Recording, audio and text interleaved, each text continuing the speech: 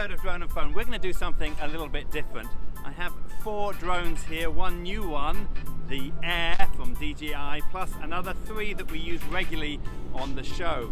What I'm trying to do in this particular test is test 2 things: the range of the drones and the quality of the picture. There are lots and lots of reviews online if you want to find out more about the battery life and all the features that each of the drones have. But for me, the most important thing is how far I can get with it and what the quality is. So I've updated the firmware on all of these different drones. For the test, we're going to be using the same phone and we're going to be doing 2 tests. The first, I'm going to ask Peter, my colleague here, just to fly it as far as we can out to Llama Island. We're sitting on a little jetty in Tin One near Aberdeen. In the second test, we're going to put all of them on standard 1080p, which is what I shoot for Drone and Phone. I know that most of these drones, or these 3, will do 4K, but for this test, we're only going to be doing 1080p, so it's an equal test. And we're going to fly out over this way and back across the Aberdeen fishing port, the port here, which is very colourful, but we don't have the best of days, unfortunately. At the end, we will give the results from each of those tests.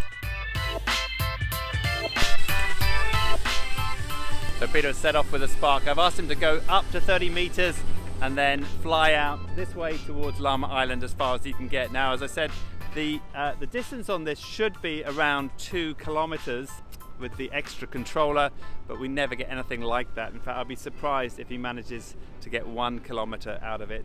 We've tried to move away from the radio signals, so I've got to say behind us you can see all of these tower blocks. These are going to be producing radio interference as well as this big office block here.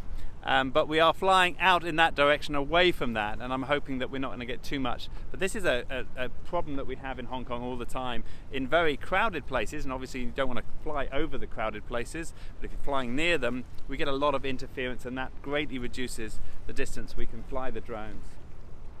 Okay, let's see how Peter's doing. Where are we at, Peter? It's 190 meters. So we're out 190 meters. It does go... The signal gone. And it's gone Yeah. already, and it's telling us it's going to return to base. So just 190 meters. Are we back in again? No? Oh, we can see it again. Okay, but it's clearly causing problems at 190 meters. Okay, so bring it back, Peter. Now I have managed to get it quite a lot further than that outside of Hong Kong, but in Hong Kong very rarely much more than 200 meters at the longest distance away. Okay, next off the block is the DJI Air. This is the most recent one that they've lent us to have a look at. We're not expecting it to go nearly as far as we are with the other 2, but we're going to start off with the test to see how far it goes.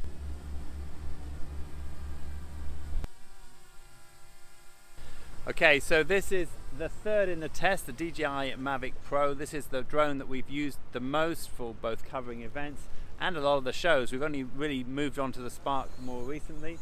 We're expecting this one to have a pretty good range. When we normally use it in Hong Kong, it doesn't go anything like the 5 kilometers that is promised, but it has a different system, and that should be able to cut out a lot of the interference and take us a lot further. We're set off.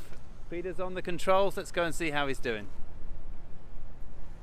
So we're just approaching 2 kilometers now, and there we go. We're getting weak signal now, just over 2 kilometers. It's back in again.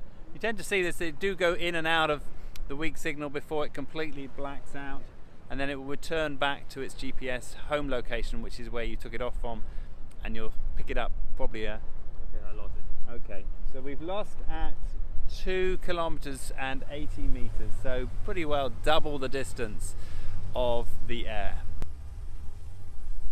The 4th and last, this is the Phantom 4. This is the original Phantom 4. They have upgraded it with a better camera with the Pro version, so we're not using that, we're using the one that came out a few years ago. Now, we have used this on early episodes of Drone and Phone. We also use it for events. So for example, a couple of weeks ago we filmed the ABC sailing race, and this is a much more stable drone if you're going to operate it from a boat, as we were doing there, or in very high winds. We also use it for a 360 camera, again because of its stability issues. So we're going to see how far this one goes, and make a comparison with the other ones. It's not our favorite drone. We don't like carrying it if we can avoid it, but let's see how it does in comparison.